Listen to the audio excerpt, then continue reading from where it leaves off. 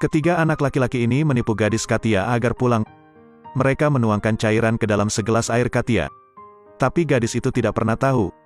Pada akhirnya, gadis itu harus meminum seluruh gelas air di atas meja. Tak lama kemudian, Katia merasakan sakit kepala. Tapi gadis itu tidak terlalu memikirkannya. Katia hanya berpikir dia minum terlalu banyak. Tapi sekarang mereka menghentikan gadis itu. Maka Katia harus mengalami hari mimpi buruk. Baru pada malam hari gadis itu keluar dari kamar itu. Melihat gadis itu pergi, salah satu dari mereka merasa sedikit takut. Namun saat Katia memiliki seorang kakek tua, kemudian mereka menunjukkan ekspresi tenang. Tak lama kemudian, Katia pulang, gadis itu ambruk ke tanah. Pak Ivan melihat itu dan tahu ada yang tidak beres. Dia bergegas untuk menanyakan cucunya apa yang terjadi. Tapi Katia semakin menangis karena apa yang baru saja dialami gadis itu begitu mengerikan. Sekarang dia melihat noda darah di kaki keponakannya, dia sepertinya mengerti. Tapi dia masih bisa dengan lembut bertanya pada Katia siapa yang melakukan ini. Setelah mengetahuinya, dia tidak bisa mengendalikan amarahnya. Dia mengambil kapak untuk membalas dendam. Ketika dia sampai di pintu, tetangga melihatnya dan keluar untuk menanyakan apa yang terjadi. Setelah mendengarkan dia selesai. Sebagai seorang polisi, dia menasihatinya agar tidak terlalu heboh. Dia harus pulang untuk merawat cucunya dan segera melaporkannya ke polisi. Tidak lama kemudian, petugas polisi Vadim menggiring rekannya ke rumah ketiga pria tersebut. Saudara-saudara langsung mendobrak pintu. Ketiga orang itu juga ketakutan setengah mati, tidak berani protes. Setelah menyelidiki, polisi menemukan sprei dengan noda darah di kamar. Buktinya sangat jelas, mereka juga mengatakan yang sebenarnya. Sangat mudah untuk menangkap mereka. Sekarang hanya membawa mereka ke kantor polisi dapat dihukum dengan tepat. Sheriff Kosaev tiba-tiba datang. Karena salah satu dari ketiganya adalah anaknya. Begitupun jika mereka sudah mengatakan yang sebenarnya. Tetapi Tuan Kosaev mengatakan bahwa tidak ada cukup bukti dan harus menyelidiki kembali. Mereka tahu bahwa Tuan Kosaev ingin menemukan cara untuk menyelamatkan putranya. Saya khawatir setelah 1 jam, ketiganya akan dirilis lagi. Saat ini, Katia hanya berdiam diri di rumah sepanjang hari, tidak berani keluar. Gadis yang mengatakan kepada kakeknya dia juga merasa menjengkelkan. Begitu sakit hati cucunya, Pak Ivan duduk di sofa sambil menangis terseduh-seduh. Tidak lama kemudian, kantor kejaksaan menelepon. Mengatakan semoga kita bisa mengatasi ini. Dan Katia pergi ke kantor kejaksaan untuk melaporkan kejadian itu lagi. Padahal polisi sudah punya catatan lengkap. Tapi melakukan itu berarti memberi tekanan dan kecanggungan pada Katia. Dia juga mengejek gadis itu. Apakah ada tujuan? Lakukan ini untuk menerima kompensasi, misalnya? Katia tidak tahu bagaimana harus menanggapi. Aku hanya bisa duduk dan mendengarkan dia menghinaku. Setelah kembali ke rumah, Katia merasa sangat putus asa. Gadis itu melihat dirinya di cermin, ingin mati. Tak hanya itu, ketiga bajingan itu juga sudah dibebaskan. Mereka juga bangga dan provokatif di depan rumah Pak Ivan. Katakan bahwa saya melakukannya, apa yang dapat Anda lakukan untuk saya? Tuan Ivan memiliki wajah serius dan diam-diam pergi. Keesokan harinya, dia mengenakan seragam militernya dan pergi mencari direktur kejaksaan. Dia pernah menjadi prajurit yang mulia. Tapi sekarang kejaksaan tidak menganggapnya serius. Tuan Ivan merasa sangat tidak berdaya sehingga dia hanya bisa pergi pada akhirnya. Dalam perjalanan pulang, dia berjalan dan kemudian berhenti. Jika tidak ada yang memberi saya keadilan, kemudian dia akan menghukum orang jahat itu sendiri. Pertama dia menjual rumahnya di pedesaan.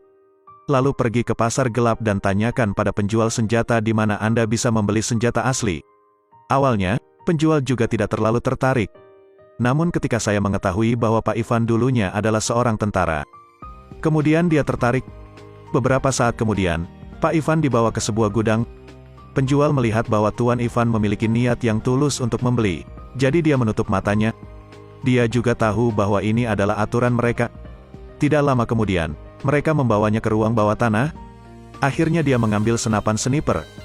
Pada jarak tembak uji, Anda memukul setiap tembakan yang Anda pukul. Semua orang kagum. Malam itu, Katia memberitahunya bahwa sheriff baru saja tiba. Dia membawa banyak uang untuk menyelesaikan masalah ini. Pak Ivan sangat marah. Dia mengambil uang itu dan langsung pergi ke rumah sheriff. Polisi baru saja membuka pintu ketika Pak Ivan membenturkan uang ke wajahnya. Saat makan, Katia mengatakan bahwa si bungsu baru saja tiba. Sang Maknae pun menitipkan kunci mansionnya untuk diurus sebentar. Saat ini Pak Ivan memikirkan sesuatu. Makannya belum selesai, dia buru-buru mengambil kunci untuk pergi ke rumah bibi bungsu. Pengadilan seberang adalah tempat tinggal ketiga bajingan itu. Dia tahu ini adalah tempat yang bagus untuk menembak. Setelah kembali ke rumah, dia menemukan bahwa putrinya telah kembali ke rumah. Sebagai seorang ibu, dia sama sekali tidak peduli dengan putrinya.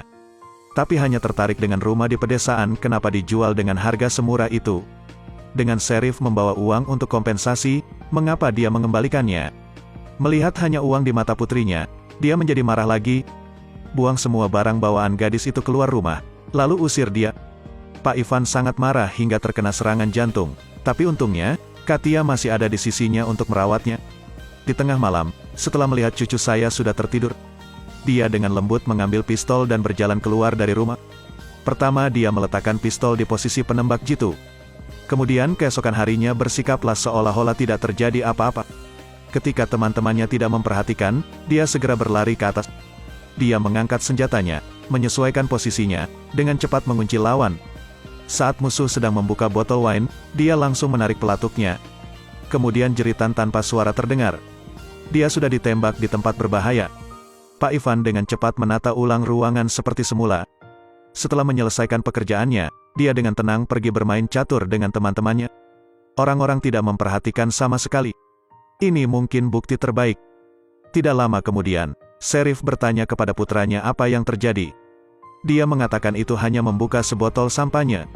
Tapi dia menemukan lubang peluru di sofa. Dia segera tahu bahwa masalah ini tidak sederhana. Keesokan harinya, Pak Ivan menggantungkan kotak berisi susu segar di sisi papan catur. Kemudian, memanfaatkan waktu ketika orang tidak memperhatikan, dia berlari ke atas, ambil senjatanya, cepat kunci lawan. Saat ini, dia sedang bersantai mendengarkan musik. Dia membidik tangki bensin mobil. Kemudian menembakkan pistol, menyebabkan mobil meledak. Kali ini bajingan lain dihukum. Vadim menatap Pak Ivan yang berdiri di sampingnya. Saya tahu bahwa semuanya diatur. Kapolsek pun datang ke lokasi untuk melakukan penyelidikan. Yang berikutnya adalah anakmu. Dia memperingatkan putranya bahwa yang terbaik adalah tidak meninggalkan rumah. Kali ini, dia ketakutan setengah mati, bergegas menutup tirai, takut orang berikutnya yang akan disakiti adalah dirinya sendiri. Saat ini, Pak Vadim pergi ke rumah Pak Ivan. Awalnya, dia datang untuk menasihatinya agar tidak melakukan kesalahan lagi. Kemudian tanpa sengaja dia melihat kunci rumah bibi bungsu tergantung di dinding. Setelah mengetahui lokasi rumah bibi bungsu, ia langsung mengerti semuanya. Sebelum pergi, dia diam-diam mengambil kuncinya. Tidak lama kemudian, Sheriff pergi ke rumah Pak Ivan untuk mencari barang bukti. Tetapi saya mencari dan tidak dapat menemukan apapun. Pada saat itu, bel pintu berbunyi. Ternyata Sang Maknae datang ke rumah untuk mengambil kunci. Sheriff mengerti sesuatu. Jadi dia membawa Pak Ivan ke rumah bibi bungsunya sekaligus. Buka jendela, posisi penembak jitu yang bagus. Saat ini, Pak Ivan berkeringat dengan gugup. Belakangan, akhirnya ditemukan tabung kertas berisi senapan sniper. Tapi saat dibuka, tidak ada apa-apa di dalamnya. Pak Ivan juga merasa sangat terkejut. Meski tidak ditemukan barang bukti, Kapolsek tetap memperingatkan Pak Ivan. Jika sesuatu terjadi pada putranya, Pak Ivan akan menyesalinya. Tapi Pak Ivan bilang semuanya sudah terlambat, padahal yang seharusnya terjadi sudah terjadi. Sheriff tiba-tiba merasa bingung.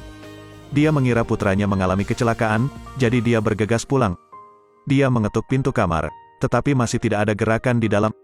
Dalam keadaan darurat, dia bermaksud menggunakan pistol untuk membuka pintu.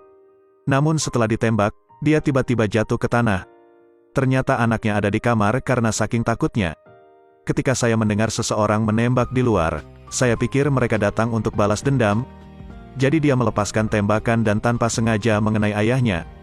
Kemudian dia dirawat di rumah sakit jiwa. Jadi Pak Ivan telah menghukum orang jahat. Tapi dia masih tidak mengerti mengapa senjatanya hilang. Hingga suatu hari, Vadim datang ke rumahnya. Dia mengeluarkan senjatanya dan bertanya apakah layak menjual rumah itu. Ini satu-satunya cara untuk menyelesaikan masalah. Ini adalah kehidupan. Tanpa uang kamu tidak bisa apa-apa. Pada akhirnya, Vadim tidak mempersulitnya, karena dia tahu betul kebenaran masalah ini. Pak Ivan pulang. Sampai di pintu kamar Katia, dia mendengar nyanyian. Katia tampaknya lebih baik sekarang. Mendengar nyanyian cucunya, Pak Ivan tersenyum puas.